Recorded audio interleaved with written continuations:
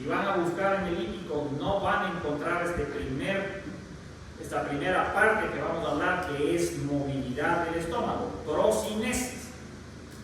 Pero en cualquier otra farmacología hay como capítulo específico, en los libros de adeveras, en los grandes, en Katsu, Kuhlman, Gilman, Velázquez, en el que ustedes quieran, está el capítulo de los procinéticos, los agentes que promueven el vaciado gástrico. ¿Cuándo necesitamos nosotros procinesis? Cuando hay fundamentalmente una incapacidad funcional del estómago. Por ejemplo, postquirúrgica. Cuando ustedes hagan cirugía abdominal, como manipulan las vísceras, el estómago se paraliza. Es una respuesta refleja del estómago. Y entonces no va a tener su función normal, el vaciado.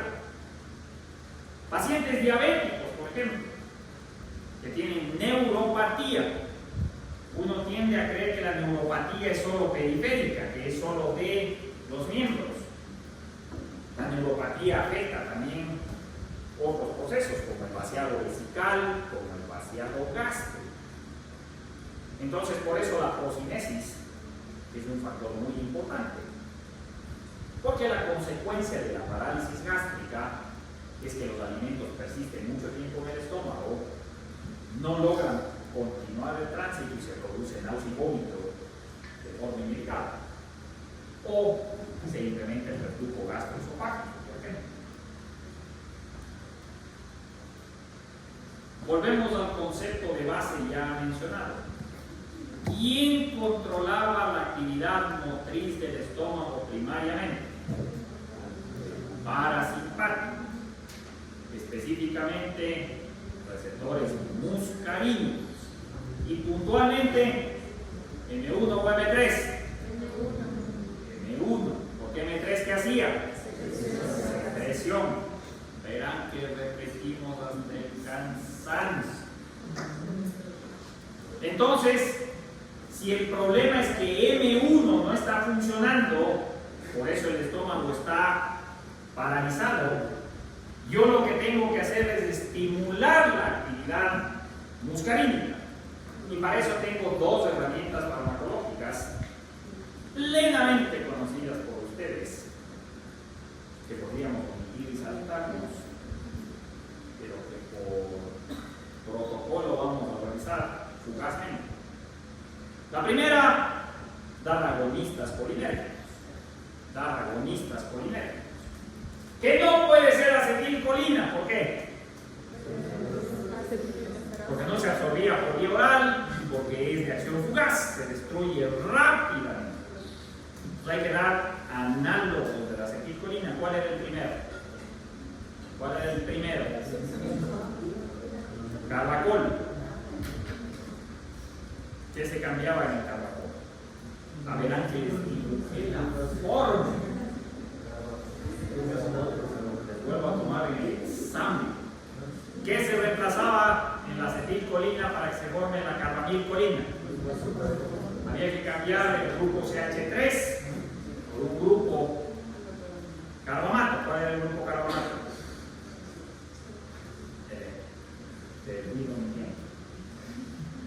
Carbacol. ¿Por qué no le podemos dar carbacol? ¿Cuál era el problema del carbacol? ¿Qué? No. ¿Cuál era el problema del carbacol? ¿No han pasado de acá? No, si yo sí me sabía. Que no discriminaba entre muscarínicos y nicotínicos. Entonces, ¿qué había que hacer? Segunda modificación, transformar el carbacol en betanecol. ¿Qué le hacíamos al carbacol para que se vuelva betanecol? Le metilábamos. La adición del grupo CH3 hacía que tenga selectividad con receptores muscarínicos. Entonces, primera herramienta para producir procinesis, betanecol. Ventaja del betanecol, además de actuar solo sobre receptores muscarínicos, corta duración de acción. Y como tenemos un proceso transitorio, parálisis postquirúrgica, no cae de película. Después de la cirugía ustedes le dan betanecol y el peristaltismo se restaura. Ya, no hace falta más. Pero obviamente no discriminan los receptores muscarínicos, entonces va a haber una sobrecarga colinérgica indicada. Por suerte, la pongo. Segunda alternativa. La segunda alternativa, si no quiero darle agonistas colinérgicos, si no quiero darle betanecol, ¿qué puedo darle? Anticolinesterácicos. Bloquear la destrucción de la acetilcolina. Anticolinesterácicos teníamos dos. Los permanentes, los irreversibles. Los reversibles, ¿cuál van a escoger ustedes? Los reversibles, porque los irreversibles eran mortales. Organofosforados, isofluorofatato. Matan. Pues esos no. Vamos a escoger los reversibles, ejemplificados por el primero, fisostigmina. ¿Por qué no le dábamos fisostigmina? ¿Por qué atravesaba la barrera hematoencefálica? Amina terciaria, ¿cierto? Pasa la barrera hematoencefálica, efectos adversos. ¿Qué teníamos que hacer entonces? Modificarle para que se transforme en neostigmina, amina cuaternaria. Ya no pasaba la barrera hematoencefálica, pero ¿qué diferencia tenía además con la fisostigmina? Más corta duración de acción, más corta. Por eso la neostigmina no era apetecible para miastenia gravis, porque duraba muy poco y había que estarle dando a cada rato. Pero para esto nos cae de película. Entonces, primera estrategia procinética, actuar sobre el sistema colinérgico. Dar bien sea agonistas colinérgicos como el betanecol o dar bien sea anticolinesterácicos reversibles como la neostigmina. Segunda posibilidad. Nosotros,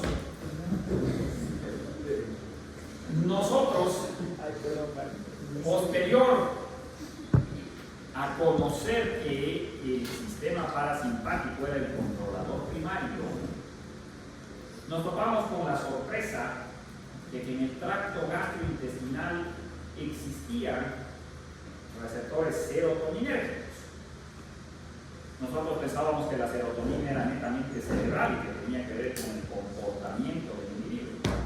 Oh sorpresa, en el tracto digestivo existen receptores serotoninérgicos. De hecho, existen dos tipos de receptores serotoninérgicos. Los receptores 5-HT3 y los 5-HT4, que tienen una distribución diferente.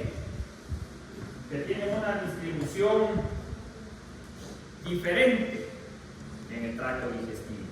¿Dónde estaban? O al revés.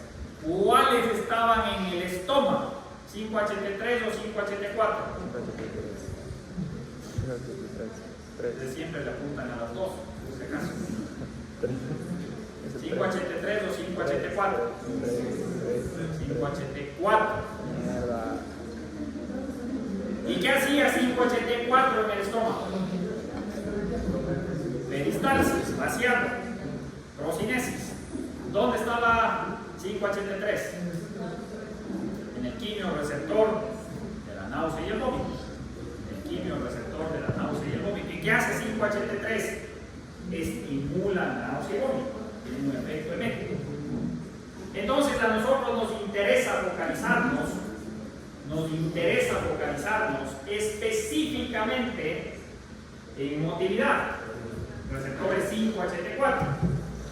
Ahí fue donde se diseñó una primera estrategia procinética ligada a la serotonina, una molécula denominada la cisaprida.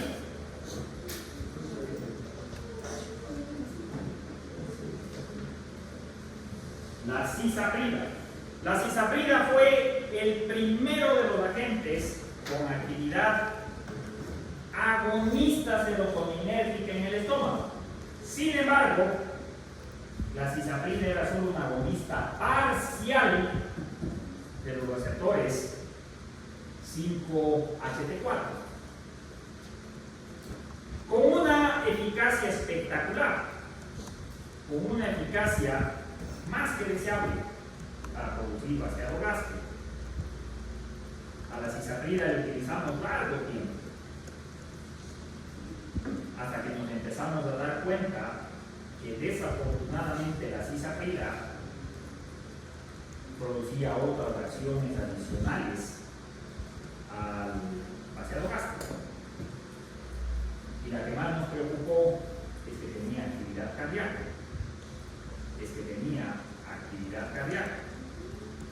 Producía prolongación del QT.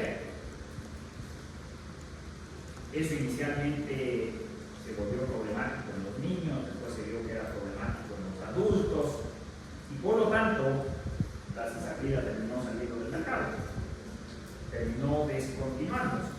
Sin embargo, eso fue suficiente para que nosotros veamos que el mecanismo funcionaba.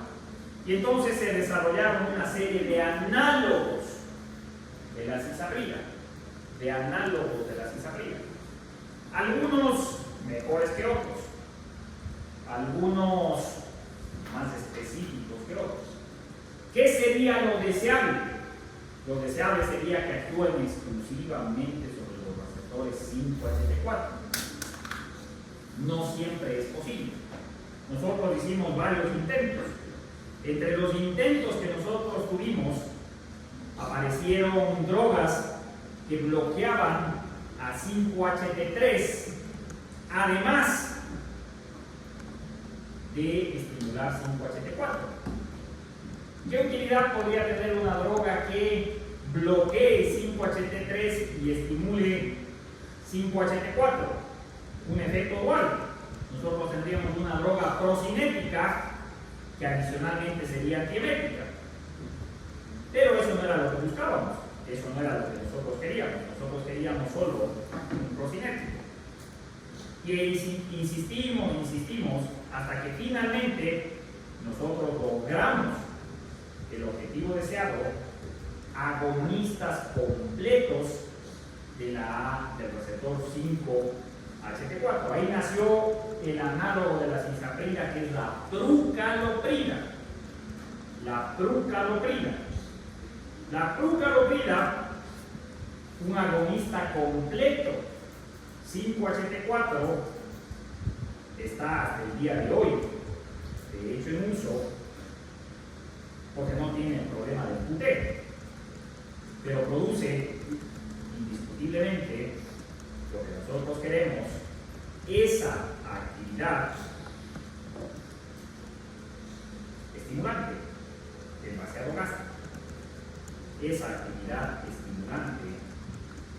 gástrico. Pero claro, ya quedó el antecedente de la cisaprina, y siempre que ustedes vean agonistas serotoninérgicos como procinérgicos, va a saltar la alerta de la posibilidad de trastornos cardíacos. Vuelvo y repito, eso es dependiente de qué tan selectivo puede ser. Entonces empezamos a explorar otras alternativas. ¿Quién más controla el estómago? Y salió a colación la dopamina. Pero la dopamina, se acordarán ustedes que tiene la actividad contraria. La dopamina inhibe el vaciado gástrico, un fenómeno que está directamente relacionado con los receptores dopaminérgicos tipo 2, que son los funcionales de casi todo el organismo. Pero obviamente, si es que los receptores tipo 2 inhiben el vaciado gástrico, y yo lo que quiero promover es vaciado gástrico, ¿qué estrategia farmacológica podría implementar? Bloquear a los receptores dopaminérgicos tipo 2. Dar inhibidores dopaminérgicos o bloqueantes dopaminérgicos.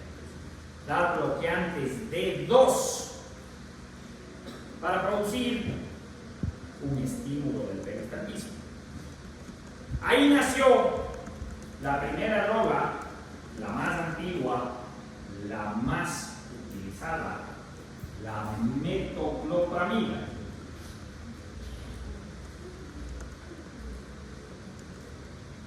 Por favor, prestar atención que es meto, no es metro. El metro es el que mide, es en el que se suben ustedes.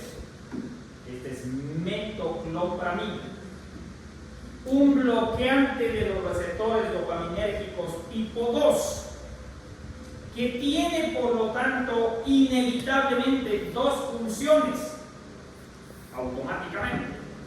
Va a producir peristalsis, va a producir vaciado gástrico y va a producir obviamente un efecto antiemético. Porque ustedes recordarán que el quimio-receptor para náusea y vómito es primariamente dopaminérgico y justo por los receptores D2. Entonces, este agente, la metoclopramida, es procinético y antiemético. Una droga espectacular, una droga con una eficacia indiscutible, con una flexibilidad cinética muy generosa. Se puede dar por vía oral, por vía rectal, por vía parenteral. Una larga duración de acción, comodísima. Pero desafortunadamente, liposoluble.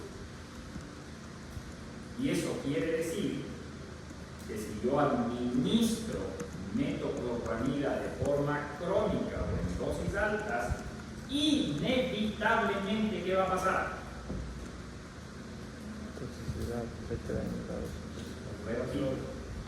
Si doy en dosis altas en periodos prolongados, inevitablemente, ¿qué va a pasar? Toxicidad. No pasa nada. ¿Qué va a pasar?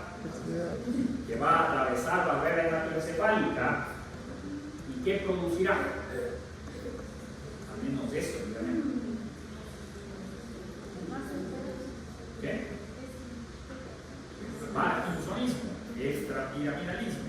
Estamos bloqueando receptores dopaminérgicos tipo 2.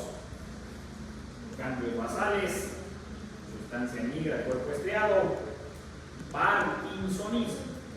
Y entonces una droga espectacularmente eficaz es una droga que puede ser pobremente tolerada.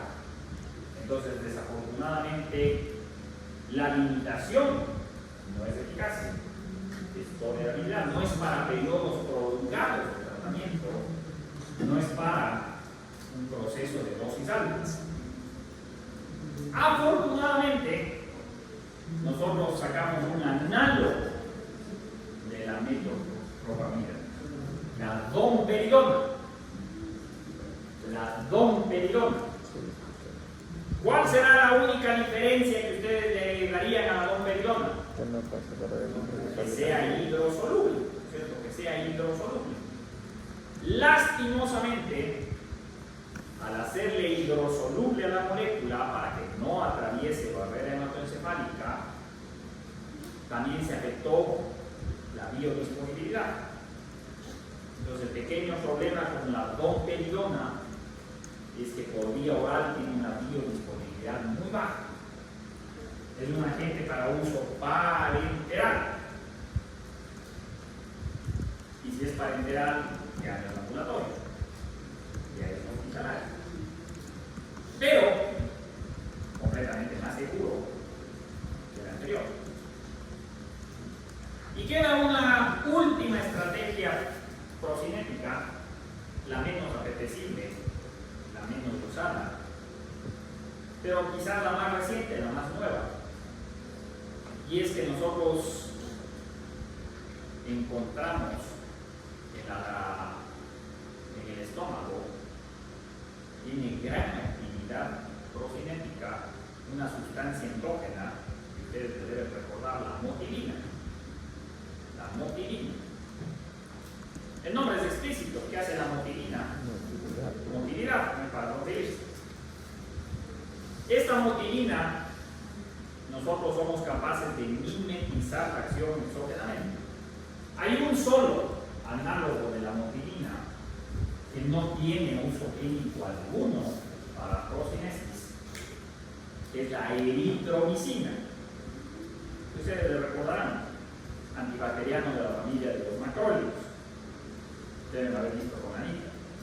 A nadie en sus 5 sentidos se le va a ocurrir dar eritromicina para producir procinesis, porque es un antibacteriano. Si yo doy antibacteriano de gana, lo que produzco es una disbiosis, lo que produzco es un aumento de resistencias bacterianas y demás.